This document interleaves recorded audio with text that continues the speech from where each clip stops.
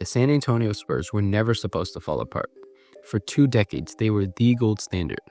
5 championships, 3 different eras, and a dynasty built on culture, stability, and discipline.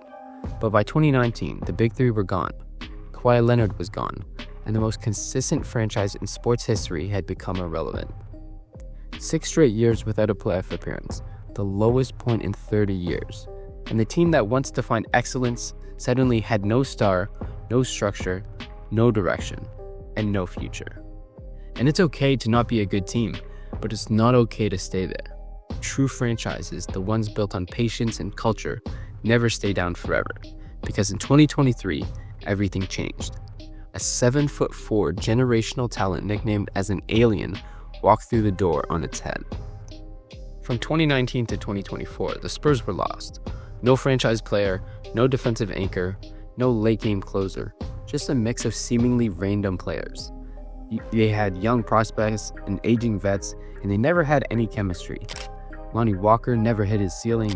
DeMar DeRozan and LaMarcus Aldridge were way past their primes. DeJounte Murray and Derek White were traded for picks, and Josh Primo went nowhere.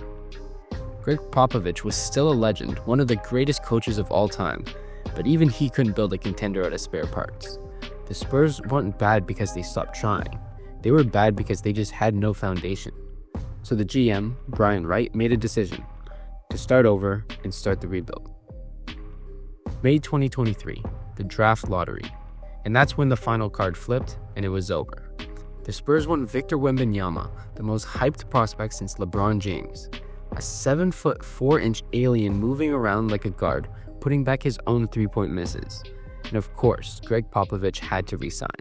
And just like that, the Spurs had direction again. Wemby had a great regular season, unanimous Rookie of the Year, but the roster around him just wasn't ready yet. At the 2024 draft, they took Stephon Castle with the 4th pick, a strong defensive guy who played winning basketball.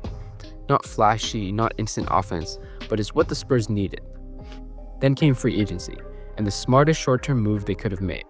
They signed Chris Paul and Harrison Barnes. And even though they definitely don't fit with the new Spurs timeline, they knew that the young guys needed direction. We've seen young teams just play in chaos, and that's not how they become great. CP is great with young guys, and we've seen it in the past.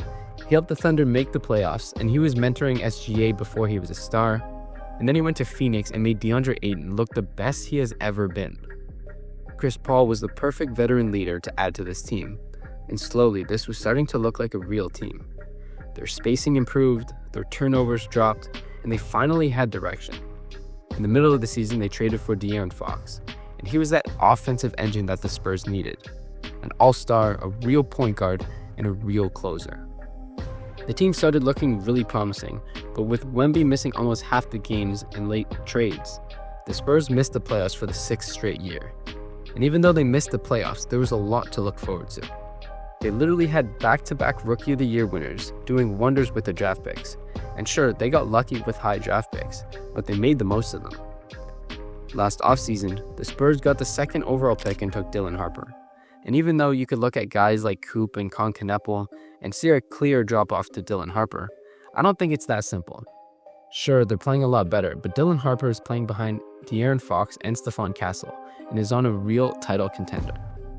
It's hard to judge how much potential he has, but as far as I'm concerned, right now he is quietly rounding out one of the best backcourts in the league. And yes, their front court might not be the deepest, but sometimes all you need is Wemby.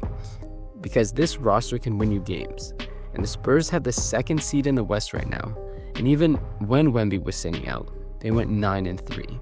And with him on a minutes restriction, they beat OKC, who was 24-1 at the time. Not just once, but 3 times straight in a week and a half. Before that, people were saying this Thunder team had a shot at having the best record in history, beating the 73-9 Warriors, and the Spurs checked them 3 times in a row.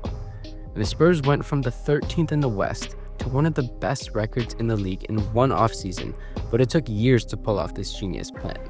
And with good scouting, good roster construction, and great coaching, the Spurs rebuild couldn't have been any better. Now all that's left is to see is if they can reach what all teams rebuild for, the championship.